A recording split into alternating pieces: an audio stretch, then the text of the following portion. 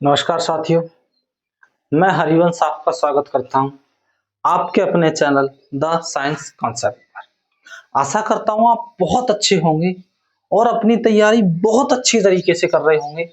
आने वाली परीक्षाओं को माध्यम रखते हुए आप अपनी तैयारी में चार चांद लगा रहे होंगे एकदम बेहतरीन तरीके से।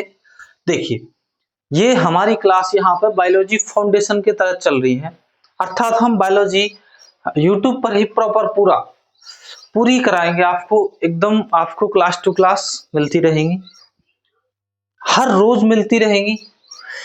इसीलिए आप ज्यादा से ज्यादा जुड़िए क्लासों के साथ, अपने दोस्तों को भी जोड़िए ताकि उनको बिना पैसे की चीजें आसानी से मिल सके। ठीक है भाई, चलिए आपका ज्यादा समय न लेते हुए हम सीधा टॉपिक पर आते हैं। देखिए, हमारा टॉपिक चल रहा था पोषण, न्यूट्रिशन। न्यूट्रिशन में मैंने आपको दो प्रकार से बताया था। पोषण कितने प्रकार से बताया था भाई? दो प्रकार कौन कौन से बताए थे? तो पहले बताए थे सूक्ष्म, या हम चाहे तो सूक्ष्म को दूसरे नंबर पर ले सकते हैं। पहले पे ले लेते हैं हम मैक्रो मॉलिक्यूल।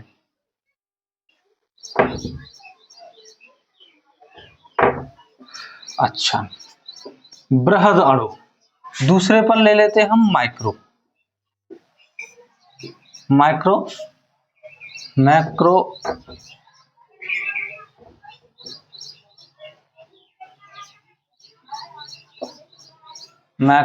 मॉलिक्यूल। ठीक है भाई, बृहद अणु। देखिए, इसके तहत भी तीन पढ़े जाएंगे।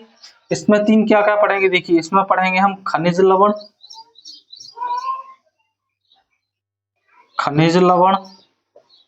इसके तहत हम पढ़ेंगे जल, वाटर, और इसके तहत हम पढ़ेंगे विटामिन। देखिए, खनिज लवण वे बताए थे जिनकी बिल्कुल कम मात्रा में आवश्यकता होती है। हम कह सकते हैं इनको पचाने की जरूरत नहीं होती है, स्वतः ही पच जाते हैं। लेकिन बृहद अणु में हम पढ़ेंगे आपका कार्बोहाइड्रेट्स,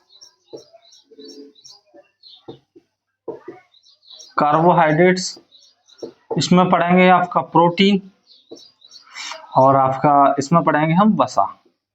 ठीक है, ये जो बृहद अणु है अर्थात मैक्रोमोलिक्यूल्स है, इनकी आवश्यकता शरीर को अधिक होती है, प्रतिदिन होती है, तथा हम कह सकते हैं कि ये थोड़ी बड़ी मात्रा में होती है, इसलिए बृहद अणु कहा गया है मैक्रोमोलिक्यूल्स। ठीक है। अच्छा, पोषण के बारे में ज्यादातर चीजें आपको बता दी गई, अभी हम यहां से शुरू करेंगे और ये खत्म करेंगे। ठीक है भाई, चलिए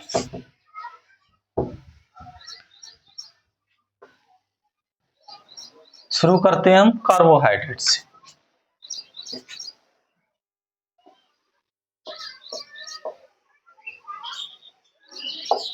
कार्बोहाइड्रेट्स,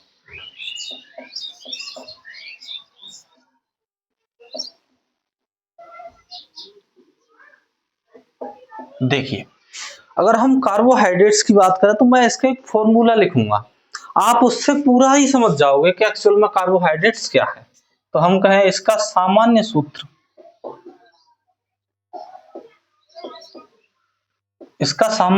होता है CH2O/N।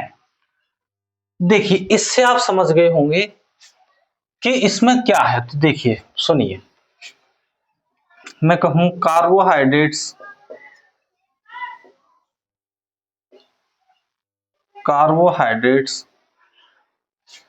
C फॉर कार्बन और हाइड्रोजन के दो अणु अर्थात कार्बन हाइड्रोजन और ऑक्सीजन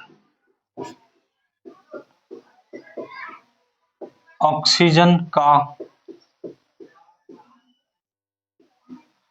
संयुक्त रूप होता है। जो कार्बोहाइड्रेट्स का है, कार्बन, हाइड्रोजन और ऑक्सीजन का संयुक्त रूप होता है, जिसे हम कार्बोहाइड्रेट्स कहते हैं। अच्छा, इनकी अगर हम बात करें तो इनका अनुपात, चलिए यही लिख लीजिए, इनका जो अनुपात होता है वो 1 अनुपात 2:1 का होता है, अर्थात एक कार्बन का अणु, 2 हाइड्रोजन के अणु और एक ऑक्सीजन के अणु से मिलकर जो है क्या बनी होती है, कार्बोहाइड्रेट्स। इसकी अगर हम बात करें तो यह शरीर को ऊर्जा देने का कार्य करता है, यह शरीर को ऊर्जा देने का कार्य करता है, या मैं कहूं कि यह तत्काल ऊर्जा देने का कार्य करता है। कैसी ऊर्जा? तत्काल।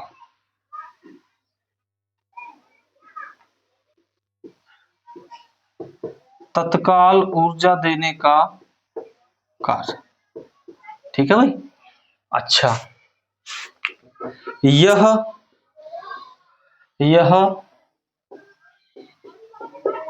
शरीर के पोषण का सबसे बड़ा भाग होता है, सबसे बड़ा भाग होता है, तथा इसका मुख्य कार्य,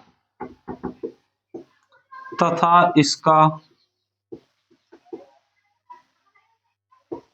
मुख्य कार्य शरीर को ऊर्जा देना होता है। इसका मुख्य कार्य क्या होता है? शरीर को ऊर्जा देना। देखिए, इसे ये एक तरह से हम कहें तो इसका जो विभाजन हुआ है, इसमें देखिए कार्बन के आधार पर इसे बांटा गया है, इसीलिए इसे हाइड्रेट्स ऑफ कार्बन कहते हैं, या ऐसे कहें कि कार्बोहाइड्रेट्स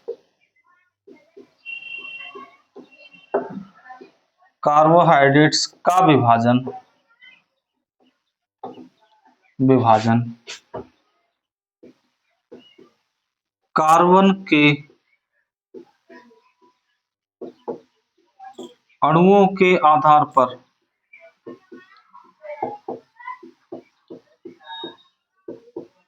किया जाता है, जिससे इसे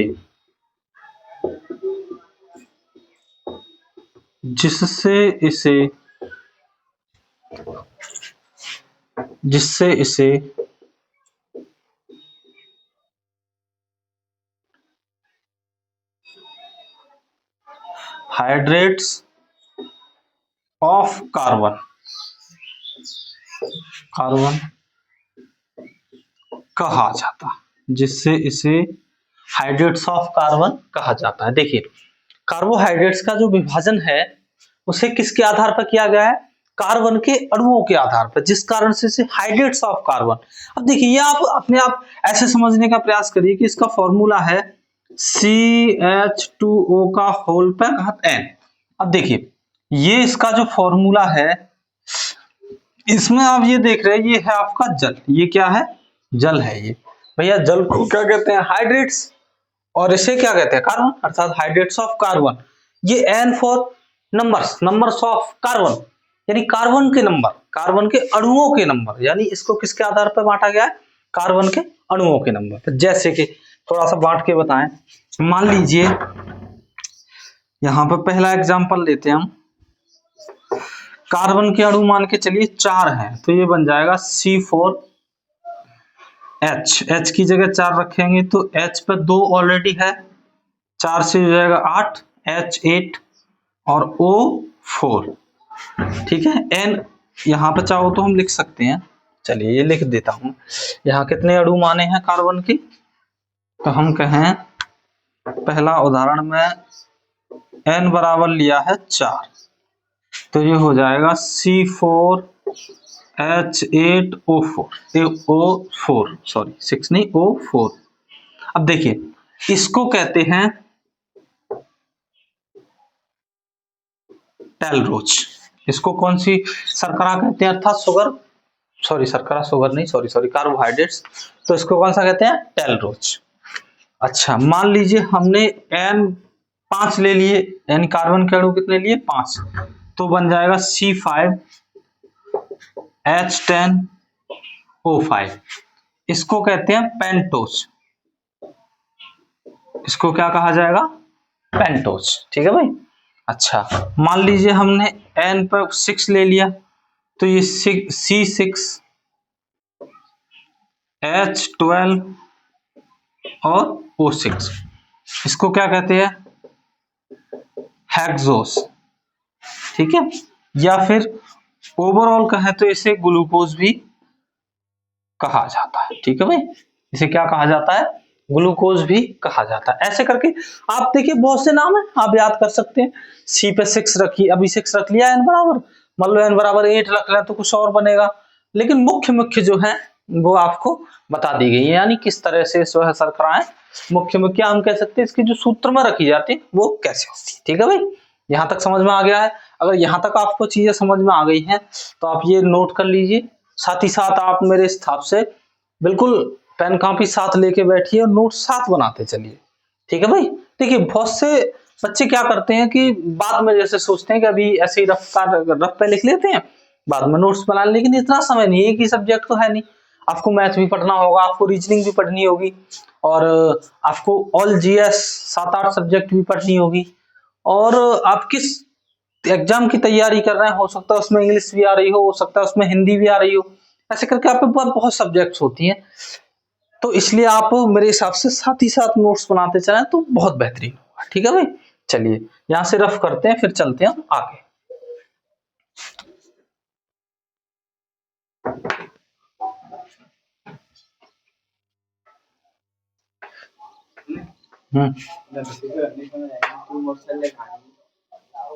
रोटी लेके जाऊंगा तुम।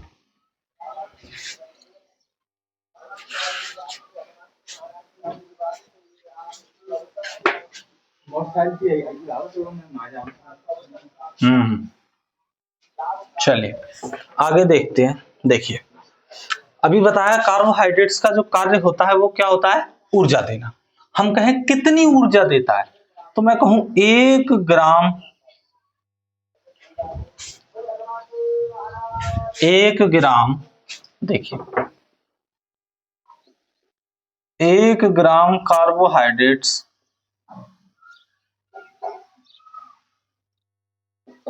बराबर 4.2 कैलोरी ऊर्जा।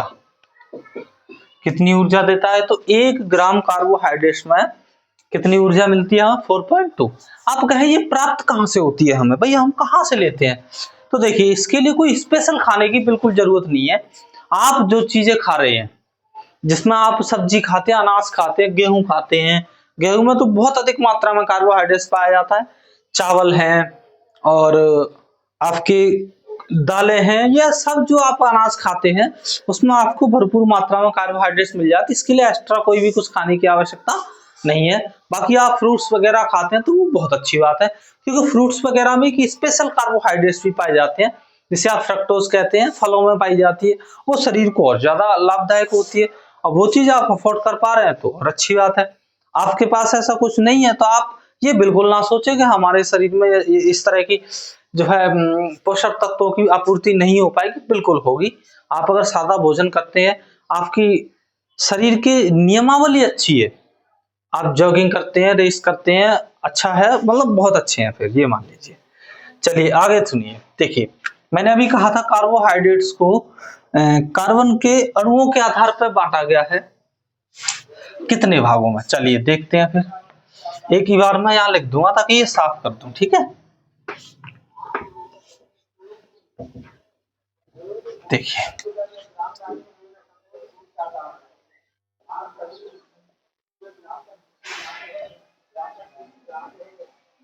कार्बोहाइड्रेट्स कार्बोहाइड्रेट्स के प्रकार, ये कोई लिखने की आवश्यकता नहीं है, ठीक है भाई। देखिए कार्बोहाइड्रेट्स को ओवरऑल 2 भागों में बांटा जा सकता है, ठीक है भाई। पहला भाग है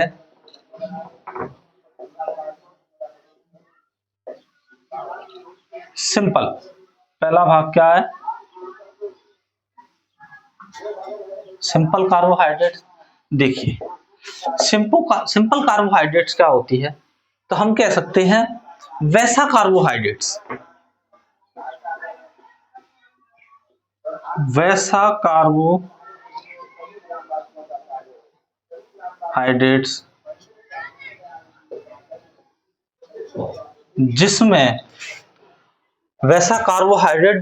शर्करा, सैकराइड्स भी कह सकते हैं लेकिन आप हिंदी में ही लिखिए, वैसा कार्बोहाइड्रेट जिसमें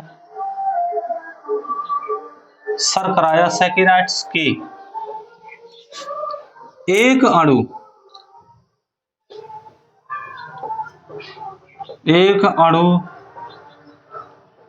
पाया जाता है उसे सरल शर्करा कहते हैं, उसे सरल सैकराइड्स या सरल शर्करा कहते हैं।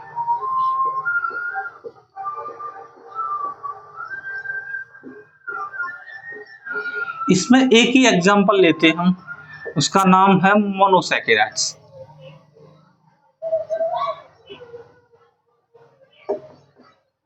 कौन सा है? मोनोसैकेराइड्स।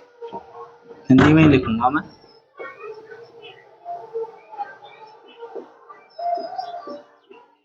मोनोसैकेराइड, ठीक है भाई। अच्छा, इधर लेंगे हम कॉम्प्लेक्स।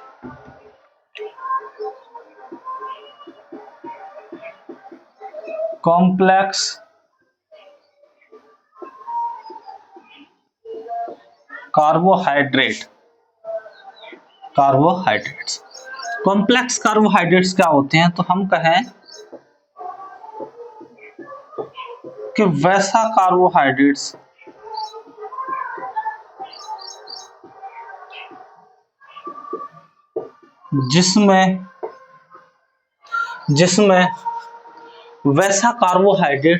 जिसमें शर्करा के जो अणु हैं वो मोनोसैकेराइड से अधिक पाए जाते हैं, ठीक है।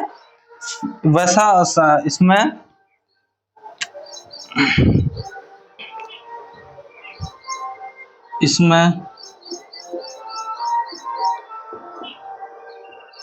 अणुओं की संख्या मोनोसैकेराइड से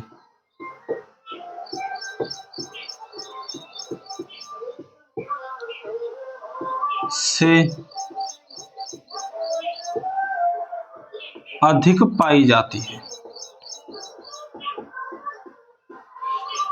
मोनोसैकेराइड से अधिक पाई जाती है, उसे क्या कहते हैं? कॉम्प्लेक्स। इसमें हम दो पढ़ेंगे।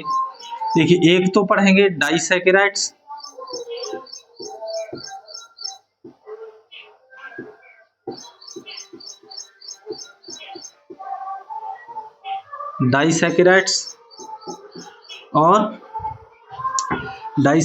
और पॉलीसैकेराइड्स।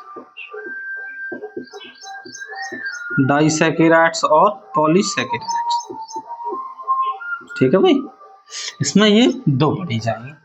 अच्छा, देखिए थोड़ा सा समझेंगे आप। देखिए, मोनोसैकेराइड्स क्या होते हैं?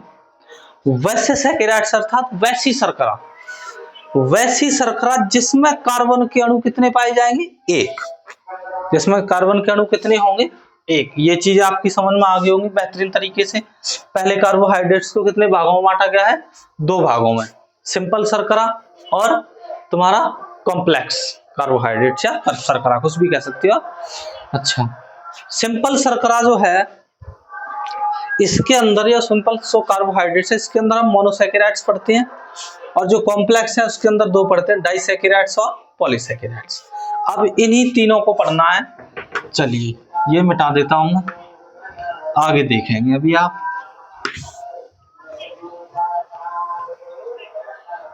देखो, पहला पढ़ लेते हैं मोनोसैकेराइड्स।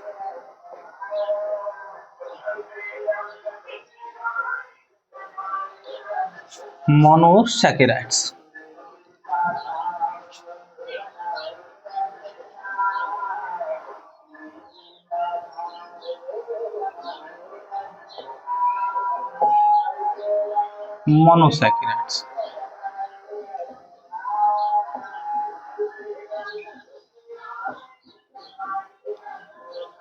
देखिए, मोनोसैकेराइड्स क्या होता है? तो हम कहें मोनोसैकेराइड्स होता है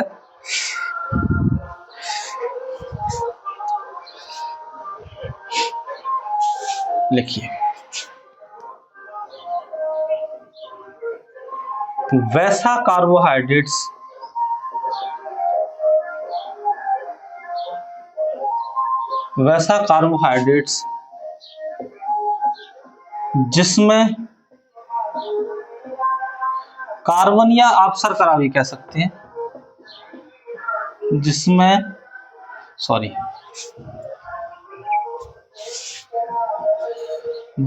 वैसा सैकराइड जिसमें कार्बन या फिर आपका हो गया शर्करा,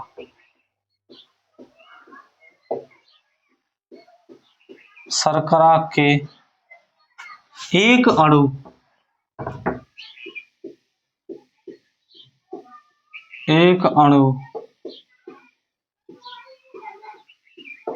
मौजूद होता है, एक अणु मौजूद होता है, उसे क्या कहते हैं? मोनोसैकेराइड। अच्छा आगे, इसको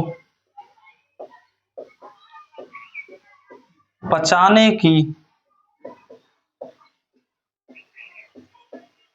आवश्यकता नहीं होती है, नहीं होती है, इसको पचाने की आवश्यकता नहीं होती है, मतलब स्वतः ही पच जाती है, तो ये सरल शर्करा होती है। यह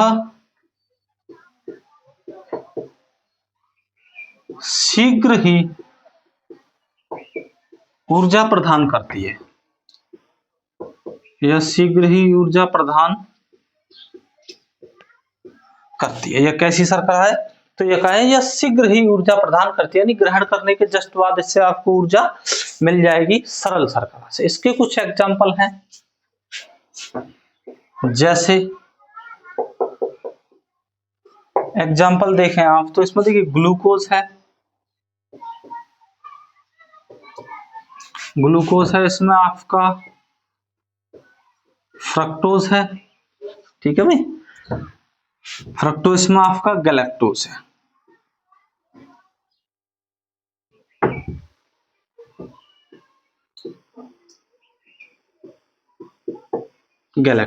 ठीक है। देखिए ये होता है जो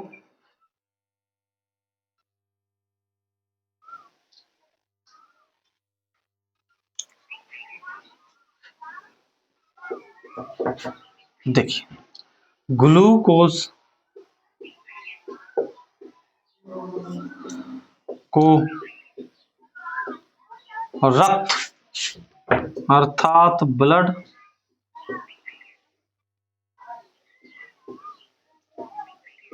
शर्करा भी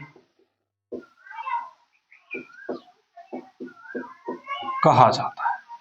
ग्लूकोज को क्या कहा जाता है? ब्लड शर्करा। अच्छा अगर आपसे पूछ लिया जाए, बहुत बेहतरीन क्वेश्चन बनता है यहां से कि बताइए ब्लड के अंदर कौन सी शर्करा पाई जाती है, तो वहां आप क्या बताएंगे?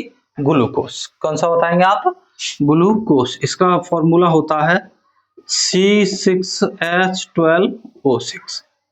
ये कहां पाई जाती है? आपकी ब्लड, अर्थात इसको रक्त शर्करा भी कहते हैं। फ्रक्टोज की बात करें हम,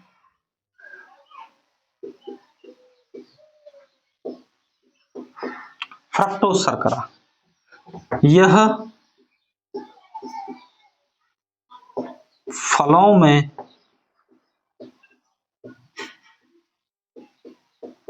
पाई जाती है।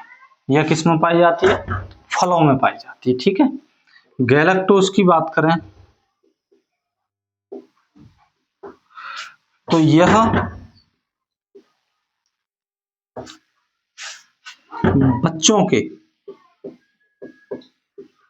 बच्चों के मस्तिष्क निर्माण में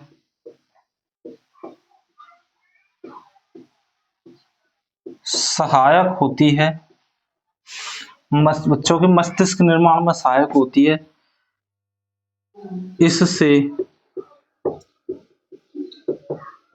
इसे कौन सी शर्करा कहते हैं? Brain sugar.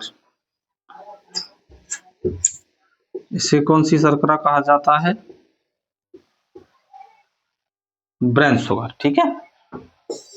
मस्तिष्क की शर्करा इसे कहा जाता है। ठीक है भाई, समझ गए होंगे आप बिल्कुल ही बेहतरीन तरीके से। ये है सिंपल शर्करा। यहां से जितने क्वेश्चन बन सकते हैं वो आपके पास मौजूद हैं। सिंपल शर्करा में आप यही 2-3 उदाहरण याद रख लीजिए, जिसमें आपका ग्लूकोज है, फ्रक्टोज है, गैलेक्टोज है। सिंपल शर्करा जो होती है उसमें कार्बन या शर्करा के एक अणु मौजूद होता है। इसे पचाने की आवश्यकता नहीं होती है, स्वतः ही पच जाती है। यह शीघ्र ही ऊर्जा प्रदान करती है। जैसे कि आप कभी भी क्या है कि अंगूर खाइए, अंगूर को खाने के बाद ऐसा कोई स्पेशल पचाने की आवश्यकता तो है नहीं, या उसका जूस पिए, या फिर आपने मान लीजिए अंगूर में काफी ग्लूकोज होता है, आपने मान लो ग्लूकोज ही पिया, मेडिकल से लेके आपने ग्लूकोज की पाउच ली, पानी में डाल के पी, आपको तुरंत ही ऊर्जा रिएक्ट मिलेगी, एकदम से शरीर ऐसा महसूस होगा आपको। पढ़ाई देखिए, पढ़ने वाले बच्चों को ये करना चाहिए। अगर आपको आप ज्यादातर पढ़ते हैं और थक जाते हैं तो आप ग्लूकोज ले सकते हैं, कोई दिक्कत नहीं है, आपको एनर्जी मिलेगी, आपकी पढ़ाई बढ़िया होगी। ठीक है, चलिए देखिए, ब्लड शुगर या ब्लड शर्करा भी किसे कहा जाता है भाई? ग्लूकोज को। ठीक है, अच्छा, फ्रक्टोज को ये फलों में पाई जाती है, यार ये फ्रूट शुगर कहते हैं। और तुम्हारा गलैक्टोज को ये बचता होते हैं मस्तिष्क। ठीक है, चलिए ये आपकी समझ में आ गया है। अब आगे चलते हैं फिर हम अगली।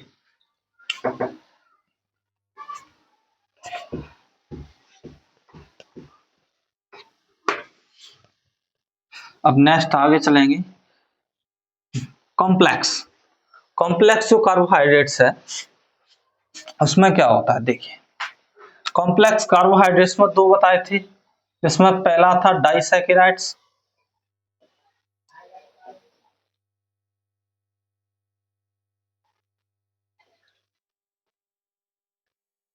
डाइसैकेराइड्स। देखिए पहले नंबर तो इसमें यही लिखिए आप,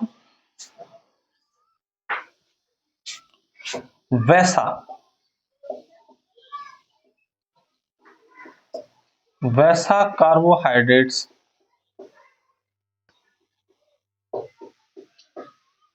जिसमें जिसमें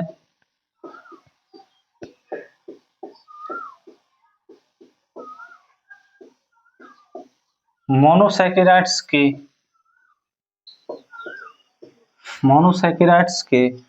सिर्फ अणु नहीं, दो अणु, मोनोसैकेराइड्स के दो अणु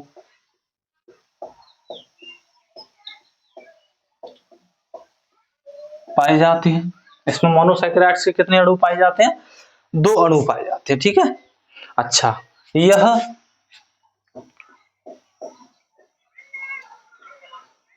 भी जल में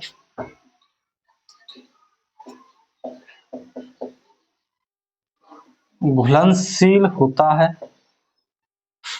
अच्छा, एक पॉइंट मोनोसैकेराइड्स में रह गया, उसमें इससे आप समझ जाएं कि यह भी मतलब मोनोसैकेराइड्स भी जल में घुलनशील होता है। ठीक है, चाहो तो मैं यहाँ लिख भी सकता हूं,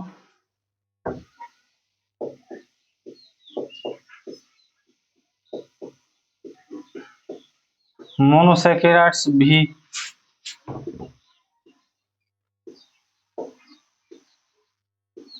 जल में घुलनशील होता है। ठीक है, तो यह भी कहा कैसा होता है भाई? जल में घुलनशील होता है। अच्छा, देखिए इसमें कुछ मुख्य हैं, उदाहरण के तौर पर डाइसैकेराइड्स के अंदर, जैसे पहला एग्जांपल लेंगे हम, कुछ एग्जांपल है मुख्य, माल्टोस। देखिए माल्टोस जो होता है, यह फॉर्मूला है इसका C12H22O11। यह मुख्य तौर पर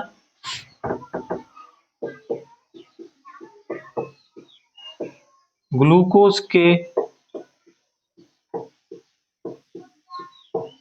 दो अणुओं से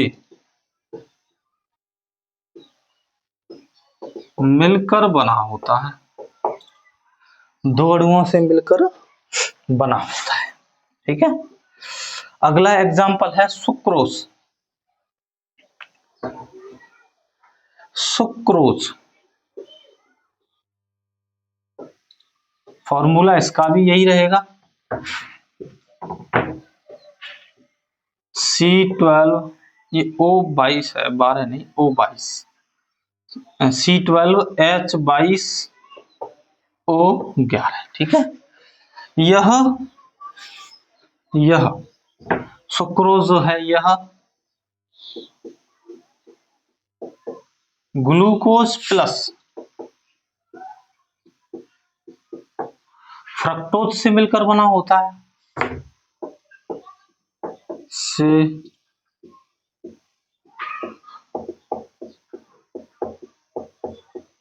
मिलकर बना होता है, ठीक है। अच्छा, आगे ले हैं अगला, नंबर तीसरा है लैक्टोज। देखिए लैक्टोज जो होता है, सूत्र यही रहेगा सबका। देखिए लैक्टोज जो है उसमें पहले नंबर तो ग्लूकोज तो होगा ही होगा, ग्लूकोज प्लस क्या होगा फिर, गैलेक्टोज। से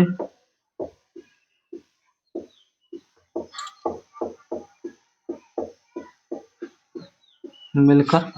अब देखो यहां आपको एक ऐसी ट्रिक बताऊं जो बिल्कुल याद करने की आवश्यकता ही ना पड़े, स्वतः ही याद हो जाए।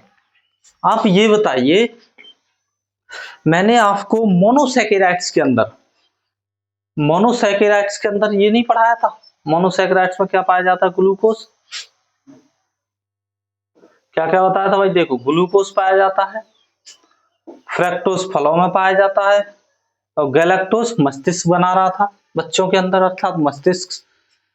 अब इसमें जुड़ाई क्या है, ग्लूकोज ही तो जुड़ा है भाई, इसमें दो अणु ग्लूकोज के ही हो गए, इसमें ग्लूकोज फ्रक्टोज के साथ जुड़ गया, डबल कर दिया, और इसमें ग्लूकोज गैलेक्टोज के साथ डबल कर दिया, बस हो गया। वैसे भी तो इसमें साफ लिख रहा है कि वैसा कार्बोहाइड्रेट जिसमें मोनोसैकेराइड्स के दो अणु होते हैं, हो तो गए दो अणु भाई, ये सारी मोनोसैकेराइड्स है, ग्लूकोज है, फ्रक्टोज है, गैलेक्टोज है, इसमें भी हो गए। चाहो तो आप इसको ऐसे लिख दीजिए, सेम सा लगेगा आपको, ग्लूकोज प्लस ग्लूकोज से मिलकर बना होता है। अब तो सेम हो गया। क्या आपको ये मोनोसैकेराइड्स में नहीं था सिंगल, क्या ये मोनोसैकेराइड्स में सिंगल नहीं था, ये भी सिंगल था, दोनों ही सिंगल सिंगल थे, इसमें डबल हो गए बस। यानी इतना ध्यान रखिए कि मोनोसैकेराइड्स में जो तीन थे, ग्लूकोज फ्रक्टोज गैलेक्टोज, उसके साथ एक एक ग्लूकोज और जोड़ देना, हो गई। आगे पीछे कहीं भी लिख दो, कोई फर्क नहीं पड़ने वाला। याद हो गया होगा मेरे हिसाब से। चलिए इसमें एक और है मुख्य, वो लिखना जरूरी है, चौथा, इसका नाम है ट्रिहिलेज, ट्रिहिलोज।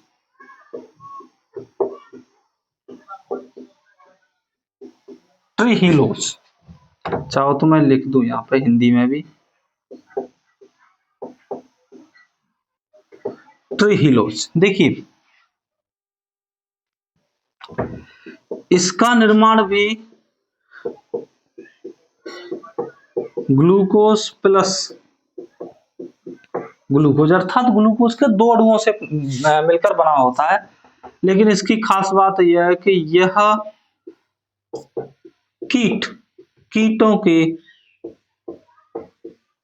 रक्त अर्थात ब्लड में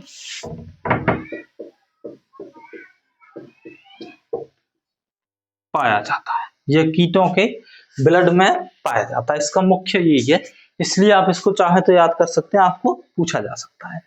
देखिए ये हो गई आपकी डाइसैकेराइड्स। कितने थे भाई, डाइसैकेराइड्स क्या होता है, देखिए याद करिए, आप मेरे साथ बोलिए, डाइसैकेराइड्स मींस वैसा कार्बोहाइड्रेट्स या वैसा सैकेराइड्स, कार्बोहाइड्रेट्स को ही सैकेराइड्स या शर्करा कहते हैं, वैसा शर्करा जिसमें मोनोसैकेराइड्स के दो अणु होते हैं।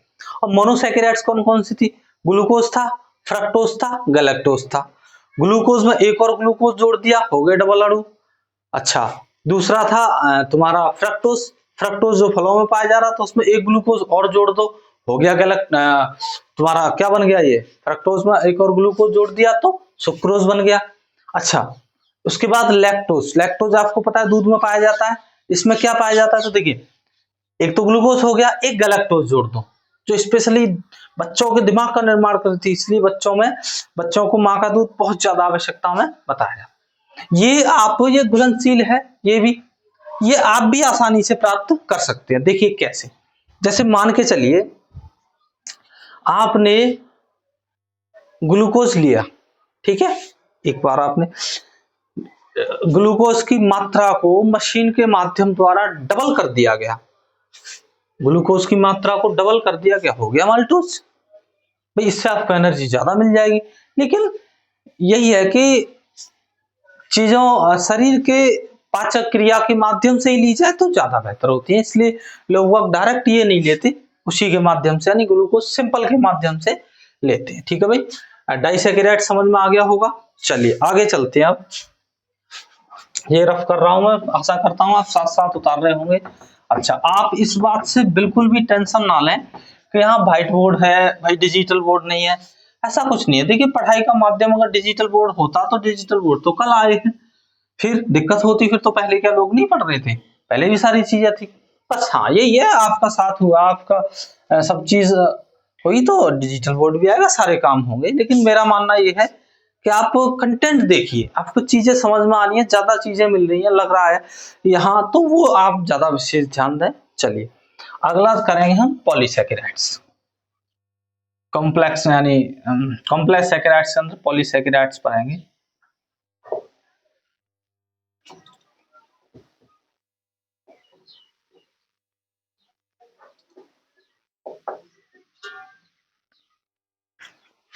पॉलीसैकेराइड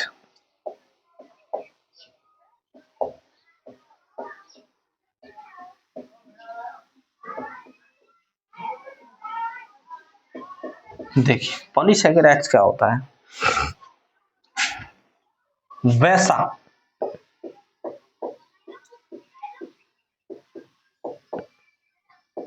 वैसा कार्बोहाइड्रेट्स जिसमें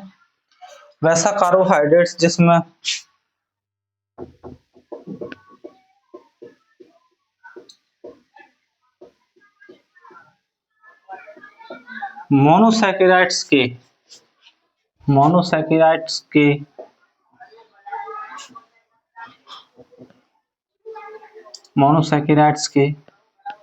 अधिक, बहुत सारे मोनोसैकेराइड्स के बहुत सारे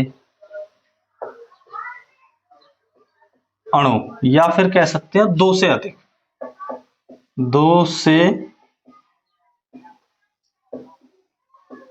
अधिक अणु पाए जाते हैं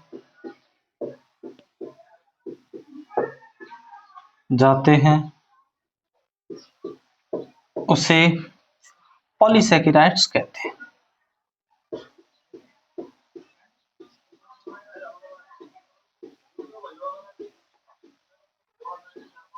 पॉलीसैकेराइड्स कहते हैं। देखिए अगर मान लो दो अणु पाए गए तो फिर तो डाइसैकेराइड्स हो जाएगा, अर्थात उसमें कितने पाए जाते हैं, दो से अधिक, किसके, मोनोसैकेराइड्स के ही, इसलिए इसे क्या कहा जाता है भाई, पॉलीसैकेराइड्स। यह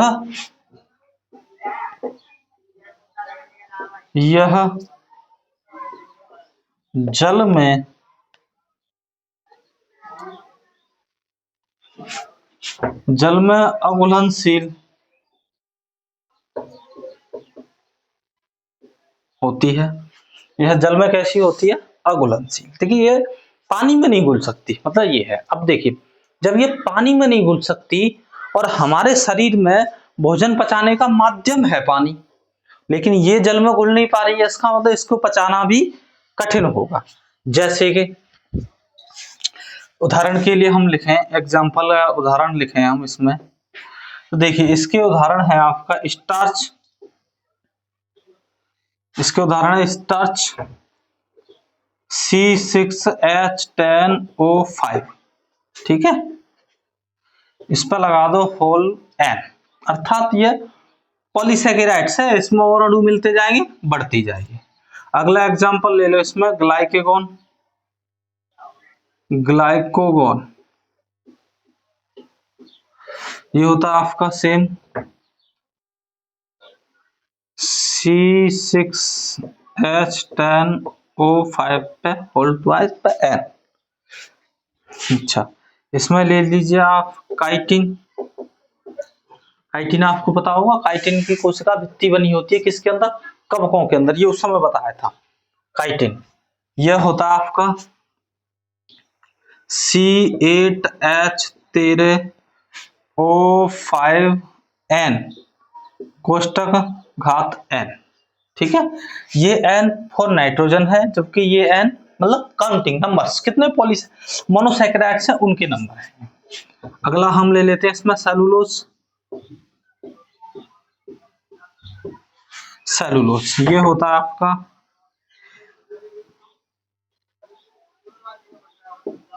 C6H10O5 पे घात N। ये होते हैं इसके, ठीक है, ये इसके उदाहरण है, ये वे हैं। अर्थात इसमें साफ इस बात से आप समझ सकते हैं, इसमें पहले ही कह दिया यह जल में अघुलनशील है, मतलब जल में अघुलनशील है, और हमारे शरीर में भोजन का पाचन का माध्यम ही जल है, बिना जल के भोजन पाचन नहीं होगा, मतलब इनका भी शरीर में भोजन पाचन, शरीर में इनका पाचन नहीं होगा। चाहे तो इनको लिख सकते हैं पॉलीसैकेराइड, अर्थात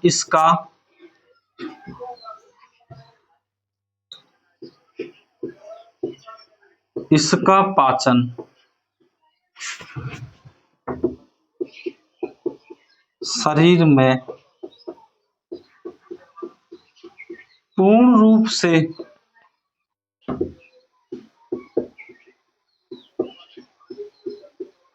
नहीं होता है। ठीक है, कुछ मोनोसैकेराइड्स में टूट जाता है ये, लेकिन पूर्ण रूप से नहीं होता इसका पाचन। जैसे मान लो पशु है, देखिए पशु भरपूर मात्रा में सेलुलोज खाते हैं, भाई पेड़ों की छाल वगैरह है खाते हैं, आप उनको खा सकते हैं, न के मात्रा में, हो सकता है वो पच भी जाए, क्योंकि ये उसे किसमें तोड़ देगा, डाइसैकेराइड्स और मोनोसैकेराइड्स में। लेकिन भोजन की तरह प्रॉपर आप उनसे पेट नहीं भर सकते, अर्थात उनको नहीं पचेंगी वो। जैसे कि ऐसे मानिए पेड़ होता है, पेड़ की ऊपर वाली जो छाल होती है उसको हटाएंगे, उसके अंदर गुदा गुदा सा निकलेगा, आप उसको खाइए भरपूर मात्रा में पेट भर के, आप पचा ही नहीं पाएंगे उसको, क्योंकि वो सेलुलोज है। सेलुलोज पचाने का जो हमारे शरीर, हाँ ऐसा कहा जाता है कि बहुत वर्ष पहले कभी मनुष्य, बहुत जो आदिमानव से जो पहले मनुष्य थे जिनके पूंछ हुआ करती थी, पूंछ जो होती थी, वहां आज देखिए पूंछ तो नहीं रही समय के साथ, लेकिन उसका कुछ हिस्सा रहा है जिसे अपेंडिक्स कहते हैं, वो कार्य करती है। अर्थात अगर हम कहें कि मानव शरीर में सेलुलोज पचाने का कार्य कौन करता है, चाहो तो यहां लिख लीजिए आप, मानव शरीर में या जीवों के शरीर में लिखिए, मानव में नहीं, क्योंकि मानव में ये पूर्ण रूप से कार्य नहीं करती, होती ही नहीं है। जीवों के शरीर में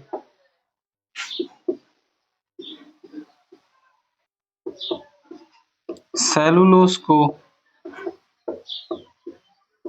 पचाने का कार्य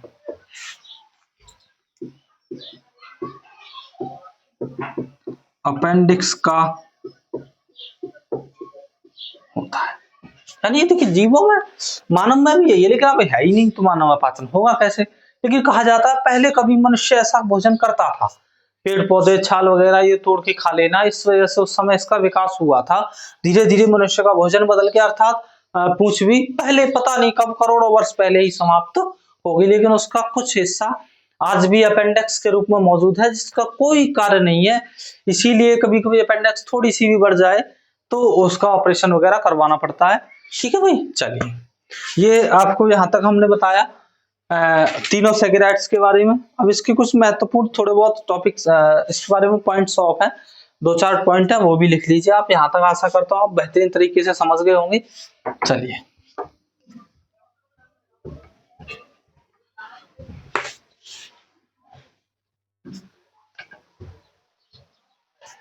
देखिए भाई, कार्बोहाइड्रेट्स को हाइड्रेट्स ऑफ कार्बन कहा जाता है। अच्छा, यह कार्बोहाइड्रेट्स के बारे में पढ़ेंगे। यह मुख्य पोषक तत्व है। यह कैसा है? मुख्य पोषक तत्व है। इसकी,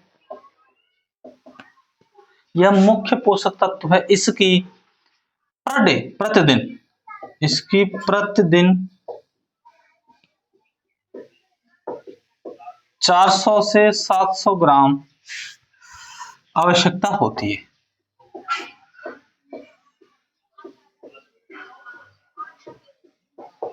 आवश्यकता होती है। और ये कुछ आप ऐसा कुछ मत समझिए कि ये क्या होता है। आप ये मान लीजिए कि आप जो भोजन करते हैं वही है, ये उसी की आवश्यकता है। आप जो खाना खा रहे हैं फिक्स है कि 400 ग्राम से तो खाना ऊपर ही खाते हैं सब लोग। तो ऐसी बात भाई, आप मिनिमम 4 रोटी भी खाते हैं तो भी इसकी पूर्ति ओवर ही हो जाएगी, कम नहीं पड़ेगी। इसलिए आप बिल्कुल भी ये ना सोचें कि भाई इतना कहाँ से मिलेगा। ये खाना ही होता है, जो हम प्रतिदिन रोटी सब्जी खाते हैं वही होता है, ये और कुछ नहीं होता। ठीक है। अच्छा, इसे इसे ऊर्जा का आपातकालीन स्रोत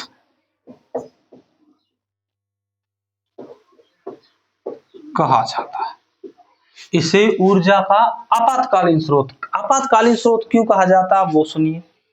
जैसे देखिए, आपने क्या हुआ, आपने फास्ट रखा, व्रत रखा, लेकिन ऐसा तो नहीं उससे पहले तो खाना खाया था भाई। आपने शाम को भी खाना खा के सोए थे, सुबह से आपने फास्ट रखा, व्रत रखा, आप सारे दिन भूखे रहे, लेकिन आपके शरीर में फिर भी ऊर्जा थी, आपने कार्य किया, हो सकता है उतनी कम रही हो। तो जो ऊर्जा हमारी पहले खाने से, जो ऊर्जा एटीपी के रूप में तुम्हारी माइटोकॉन्ड्रिया में एकत्रित कर ली गई थी, इकट्ठा कर ली गई थी, वो ऊर्जा अब कहाँ काम आ रही है? जब आप फास्ट रख रहे हैं, जब आप भूखे हैं, तब काम आ रही है वो ऊर्जा। ऐसे आप कहते होंगे ना कि भाई बहुत भूख लग रही है, चूहे उड़ रहे थे, लेकिन अब तो वो भी खत्म हो गए, अब नहीं भूख लग रही। इसका मतलब जब तक आपको भूख लग रही थी, दिमाग के अंदर बार बार संकेत जा रहे थे कि भाई नर्व सिस्टम द्वारा कि भाई ये भूखा है व्यक्ति, खाना खाइए। तो माइंड हमसे बार बार कह रहा था आप खाना खाओ, खाना खाओ, आप भूखे हो, लेकिन हमने खाया ही नहीं। जब नहीं खाया तो फिर दिमाग ने क्या कहा, सेल्स से, केंद्रक से कहा कि भाई ये खाना वाना नहीं खा रहा, आप अपना कार्य शुरू कर दीजिए। केंद्रक ने तुरंत माइटोकॉन्ड्रिया को खबर की कि भाई आप अपनी एनर्जी भेजिए, जिस पार्ट को ज्यादा आवश्यकता है, ये भोजन कर ही नहीं रहा, ताकि बाहर से एनर्जी लिया जाए। ऐसा होता है ना। देखिए, जब हमारे पास कोई बच्चा है पढ़ने जाता है, उसके पास वहां पैसे नहीं होते तो घर से भेज दिए जाते, वही सिस्टम है। इसमें क्या होता है कि जैसे ही भोजन नहीं करते काफी टाइम तक, तो वाट देख देख के आप ऐसे मानिए कि तुरंत ही दिमाग जो है संकेत भेजता है, किसको? केंद्रक को। क्योंकि कोशिका का दिमाग केंद्रक कहते हैं, वही सबको नियंत्रण करता है, इंडिकेट करता है, वही सबको कार्य करने के लिए प्रेरित करता है।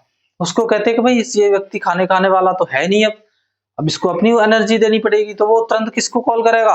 माइटोकॉन्ड्रिया को, भाई भेजो, एनर्जी भेजो अपने पास, जो आपने एकत्रित कर रखी थी एटीपी के माध्यम से, वो उसको भेज देगा, सप्लाई करेगा। उसको लेके कौन आएगा? भाई गोल्जी बॉडी है, वो उसके बंडल बनाएगा तुरंत। सॉरी, गोल्जी बॉडी तो लेके आएगा, आपका एंडोप्लाज्मिक रेटिकुलम है, वो उसके बंडल बनाएगा। वहां से उसमें वसा एंड प्रोटीन का मिश्रण होगा, और तुरंत ही गोल्जी बॉडी उसको परिवहन के रूप में, ट्रैफिक पुलिस इसलिए कहा जाता है, वो तुरंत उसको वहां पहुंचा देगा, और आपको कुछ समय बाद फिर भूख लगना कम हो जाएगी, क्योंकि आपको वहां से एनर्जी मिलने लग गई, लेकिन उतनी नहीं मिलती। ठीक है, लेकिन हाँ काफी हद तक पूर्ति हो जाती है। ठीक है।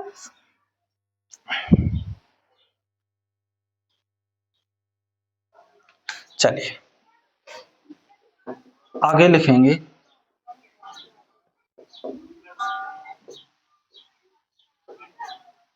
कार्बोहाइड्रेट्स के उपयोग। पहला उपयोग तो यही है, यह शरीर को ऊर्जा प्रदान करता है। यह शरीर को ऊर्जा प्रदान करता है तथा यह ग्लूकोज को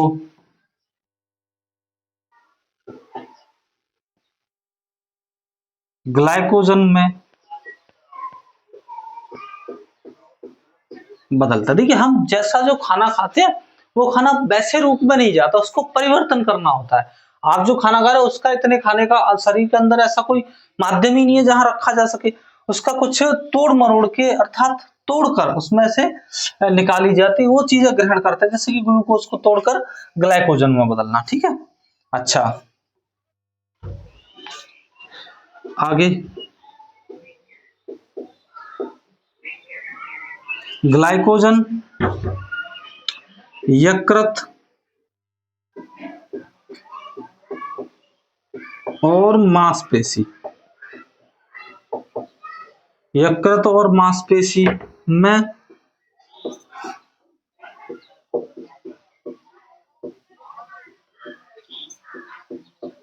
संग्रहित रहता है। देखिए ग्लाइकोजन यकृत और मांसपेशी में क्या संग्रहित मतलब इकट्ठा हो जाता है और वहां से बार बार ऊर्जा देता रहता है। ठीक है,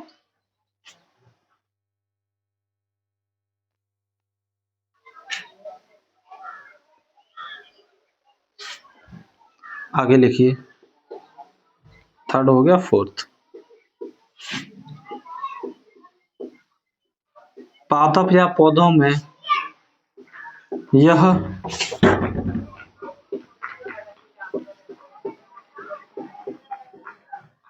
कोलेस्ट्रॉल के सर क्या लिख दिया, अरे पादप नहीं, सॉरी सॉरी सॉरी, क्या लिख दिया यार, पादप नहीं, पाचन,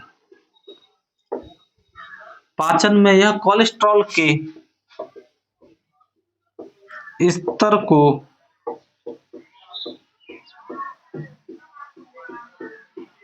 बनाए रखता है। देखिए कोलेस्ट्रॉल क्या होता है कि शरीर में अधिक भोजन करने के कारण अपच हो जाती है, अपच हो जाती है तो कोलेस्ट्रॉल बन जाता है। कोलेस्ट्रॉल आप ऐसे कह सकते हैं एक तरह से एक जहरीला पदार्थ बन जाता है, जिससे आपने देखा होगा आप शादी वादी में ज्यादा उमच के खा लेते हैं तो वहां पर ऐसी दिक्कतें हो जाती है, खट्टी खट्टी डकार आना या फिर उल्टी जैसे होना, उस समय उल्टी कर देनी चाहिए। ठीक है, चलिए और आगे यह ऊर्जा का भंडारण करता है, यह ऊर्जा का भंडारण करता है। आगे यह ऊतक के निर्माण में सहायता करता है, यह ऊतक के निर्माण में सहायता करता है। देखिए आज की हमारी पूरी क्लास हमारी किस पे हुई है, एक ही टॉपिक पर अर्थात कार्बोहाइड्रेट्स पर। देखिए मुझे नहीं लगता किसी भी यूट्यूब पर आपको कहीं भी कार्बोहाइड्रेट्स के बारे में इतनी चीजें बताई गई होंगी, इसीलिए मैं चाहता हूं आप बेहतरीन तरीके से अपनी तैयारी करिए। थोड़ी सी आज गर्मी भी है, मेरी हालत देख के आपको पता चल रहा होगा, और हमारे पास अभी ऐसी इतनी व्यवस्था नहीं है जैसे एसी हो या और भी, ये आपकी वीडियो भी मोबाइल से शूट की जा रही है। ठीक है, स्टैंड भी मांग के लाया गया है, लेकिन ये चीजों का पढ़ाई के अंदर कोई प्रभाव पड़ता ही नहीं है भाई, हमें सिर्फ पढ़ना है। अगर आप देखिए पढ़ने वाले तो कहते हैं ना कि लाइट के लैंप जो लट्ठे के लैंप लगे होते हैं उनके नीचे भी पड़ गए, ना पढ़ने वाला को तो हजार सुविधाएं देने के बाद भी नहीं पढ़े। और मेरा मानना ये है कि मुझे सब पता है कि जो लड़के या जो स्टूडेंट्स कंपटीशन में तैयारी कर रहे हैं उनको कहीं ना कहीं जल्दी नौकरी की आवश्यकता है, ताकि उनके परिवार को एक आर्थिक स्थिति मजबूत की जा सके या गरीबी से निकाला जा सके। आप सभी स्टूडेंट ज्यादातर गरीबी रेखाओं से गुजरे हुए हैं, सबने गरीबी देखी है भाई, हम भी आप ही जैसे हैं। तो आप बेहतरीन पढ़ाई करिए, माध्यमों को मत ढूंढिए कहीं भी, बस आप पढ़ाई करिए। ठीक है, चलिए मिलेंगे नेक्स्ट कल अगली क्लास के साथ। कल कोशिश करेंगे कि एक ही क्लास में प्रोटीन और फैट्स बसा दोनों को कंप्लीट कराने की, क्योंकि आज का थोड़ा चैप्टर भी बड़ा था, यहाँ से क्वेश्चन भी बहुत ज्यादा पूछे जाते हैं, इसीलिए ये ऐसा जो है कोई दिक्कत नहीं है। नेक्स्ट अगली क्लास में मिलेंगे आपको, तब तक के लिए आप बेहतरीन तैयारी से जुड़े रहिए। आपको फिर कल लेके आएंगे इसी तरह की बेहतरीन क्लास। जय हिंद, जय भारत।